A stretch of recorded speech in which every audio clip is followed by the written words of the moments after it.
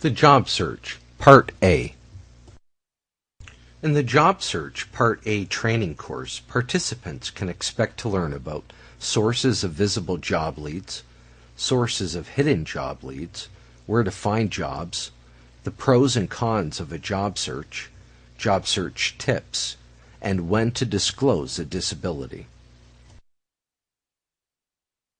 Where to find a job. There are two basic types of jobs you can look for. 1. Visible jobs, those jobs that have been formally announced and advertised.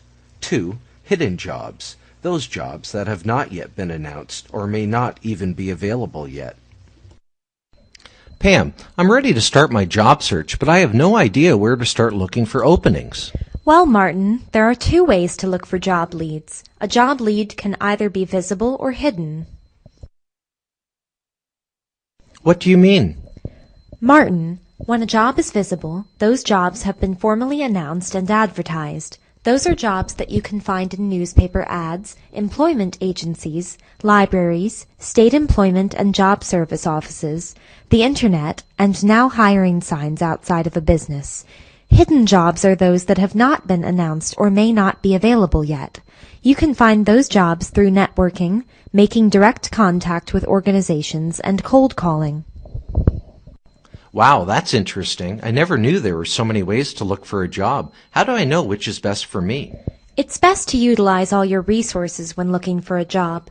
I always start my job search by networking amongst friends, family, and past coworkers. In fact, my mother networked with her old colleague who shared a job opening at her company. Because she spoke on my mother's behalf, the employer trusted her and gave her the job offer. That's great. That's why it's so important to keep in touch with people in the industry you want to work in. Yes. Also, because I don't have a computer at home, my job search consists of me visiting businesses and asking about openings. The important thing is to get to the person who has the direct responsibility for hiring. I always find out all I can about the business ahead of time. That way, I'm prepared to tell them why I want the job there. Also, if you hear about a business hosting a job fair, you should definitely attend, as this is another good way of meeting employers who are hiring. That's a lot of options for someone who doesn't have a computer at home. Any other suggestions? You can also search for jobs in newspapers, going to your local job and benefits office and calling businesses in the yellow pages.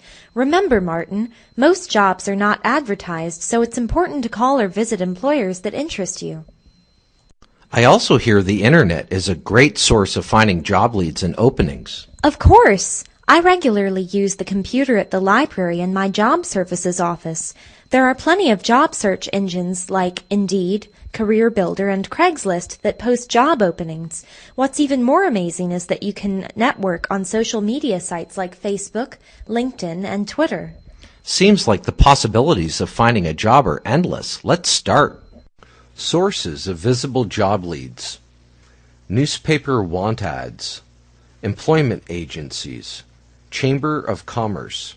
Libraries. State employment job service offices. Sources of hidden job leads. Making direct contact with organizations. Networking. Informational interviewing. Where to find jobs. Click on the menu to the left to find out more about where to find a job. Good jobs come through knowing people. To find a job, here's what people have to do, and it takes organization to do it. It's where I know you, and you know so-and-so, and he knows so-and-so. You have to network with people. Stay in touch with people in the industry you would like to work in.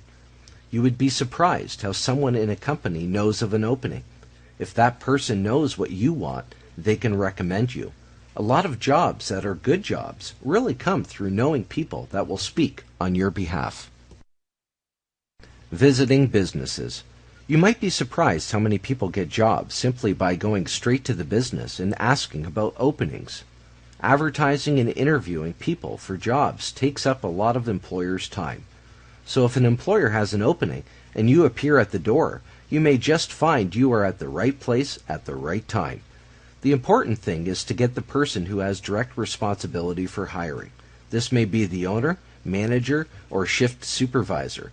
Find out all you can about the business ahead of time. Be ready to quickly tell why you want a job with that particular business.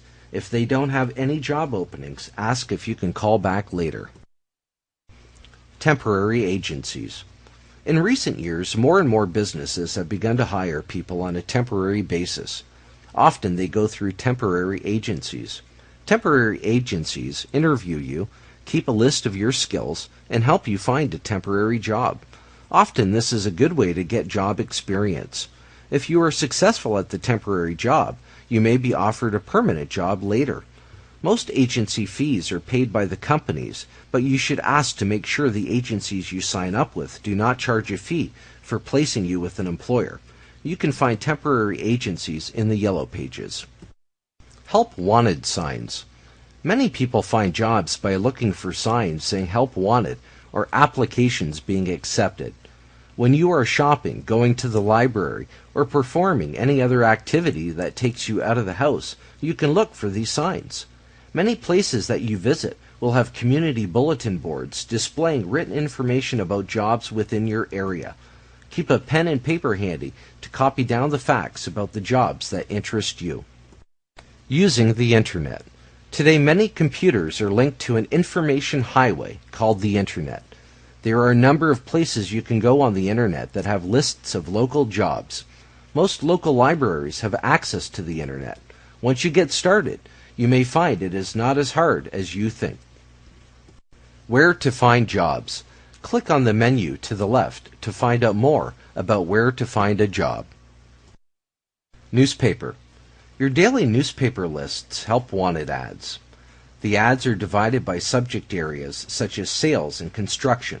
The ads include the job title or name, some information about the job, the skills needed for the job, and how and when to apply. The most ads appear in the Sunday paper, but you should check during the week as well. Neighborhood papers and weekly papers may also list want ads. Jobs and Benefits Office. In neighborhoods all over the state, the Florida Department of Labor has set up jobs and benefit offices. If you become unemployed, you must apply to your local jobs and benefits office to get unemployment benefits. The office also helps Floridians find jobs. Your local office will have listings for many jobs in your area. You can go to the office without an appointment. You first register and then look up jobs you are interested in on the computer. Then you talk to a job counselor who will help you apply for the job. Many jobs and benefit offices offer other kinds of services as well, such as career counseling and sometimes pre-employment training. Locating employers through the Yellow Pages. Many people who use want ads regularly never think of using the Yellow Pages to help them find a job. In fact, experts say if you know the kind of job you want, the Yellow Pages is your best tool to find employers. Remember, most jobs are never advertised, so it is important to call or visit employers that interest you. Career fairs and job expos. Many employers use career fairs to promote their openings and to pre-screen applicants. Career fairs come in all shapes and sizes, from small community-sponsored events to giant regional career expositions held at major convention centers. Most career fairs consist of booths and or tables manned by recruiters and other representatives from each organization. Large corporations and some government agencies have staff who work the career fair circuit nationwide. An employer's display area is also subject to wide variance. It could be a simple table with a stack of brochures and business cards and a lone representative, or an elaborate multimedia extravaganza with an interactive display, videos, posters, and a team of recruiters. Placement agencies and headhunters. These are private firms that tend to recruit talented, often experienced individuals for specific high-end positions with their clients. These companies generally target professionals, be it business or medical, and or athletes. Social media. Social networking sites have suddenly put us in touch with long-lost friends or helped us make new ones. They're like class reunions and dating services rolled into one, and now they've become professional tools too. You can use your online profile to display your work history and skill set. Tips for your job search. Click each note to learn more. Know what you want to do. Know what you want to do. Know how to describe your job objective and tell employers why you have the skills to do the job. That gets the employer's attention.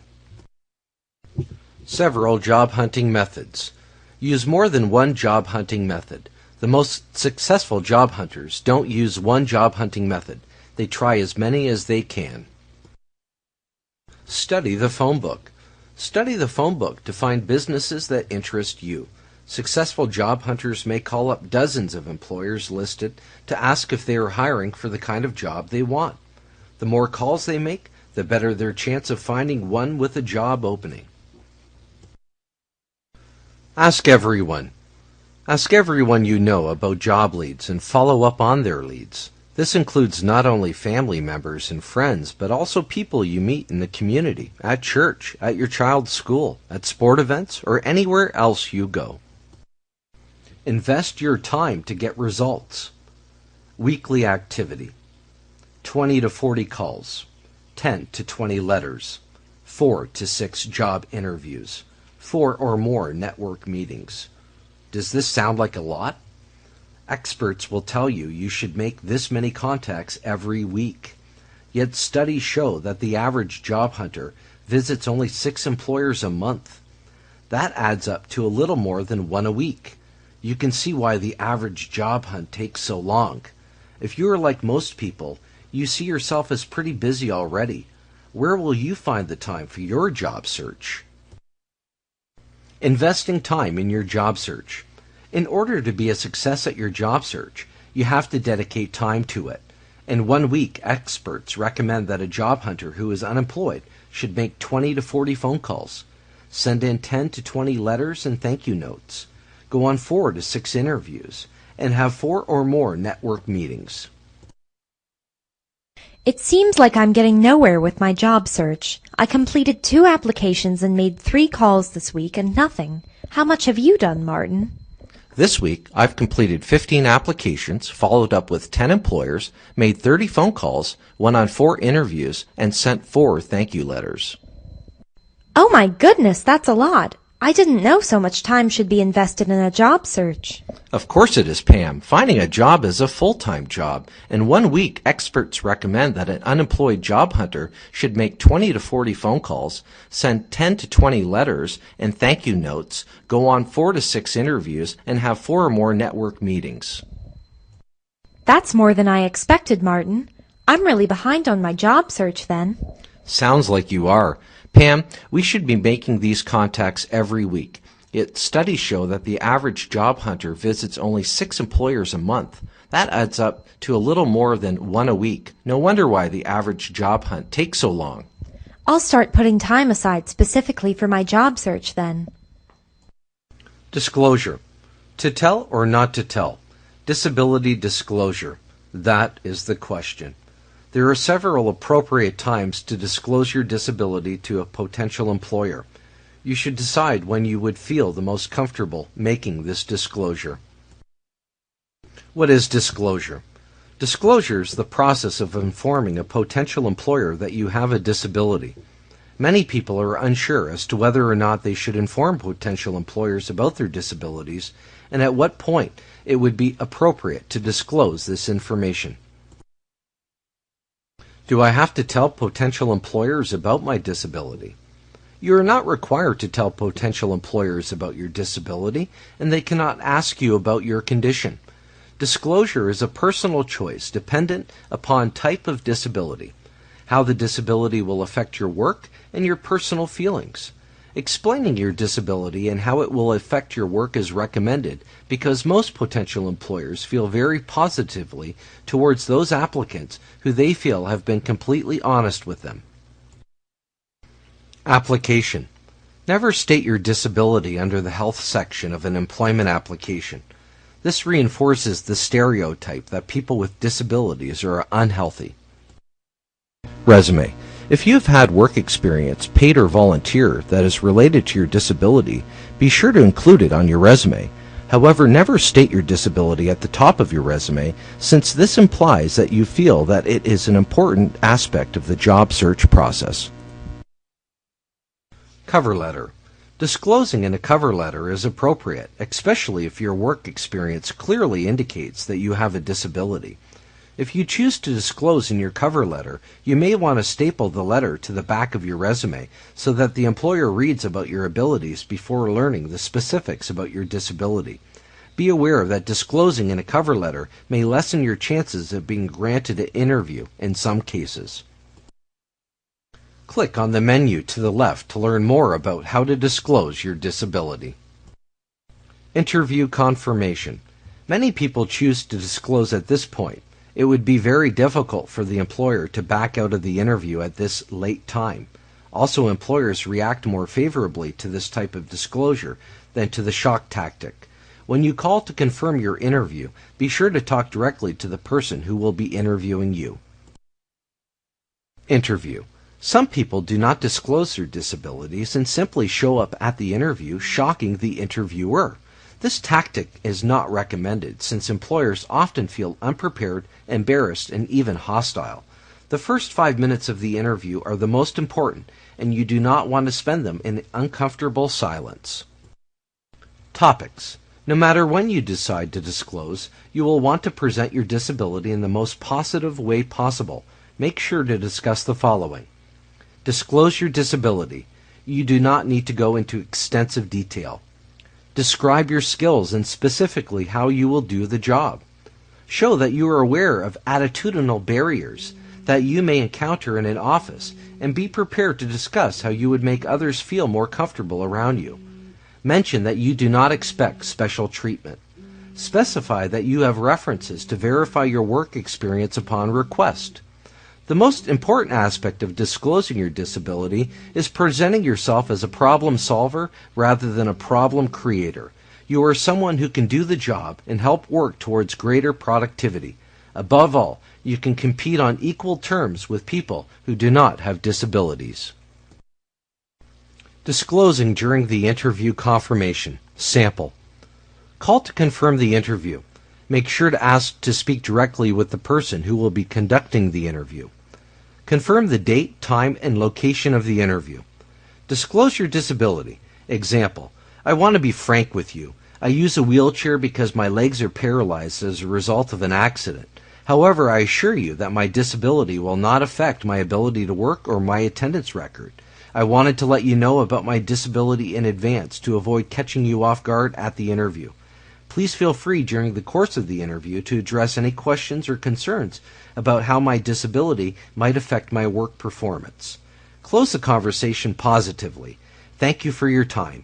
I am looking forward to meeting with you and discussing the possibilities for employment. So Pam, I think we have really discussed quite a bit. However, there's still one thing that concerns me. What's that, Martin? I'm really not sure if I want to disclose to an employer that I have a disability. I really wouldn't want them to use it against me or treat me different. I understand your concern, Martin. Please know that disclosure of your disability is completely your choice. You have the right of privacy to not disclose that information, and an employer does not have the right to ask.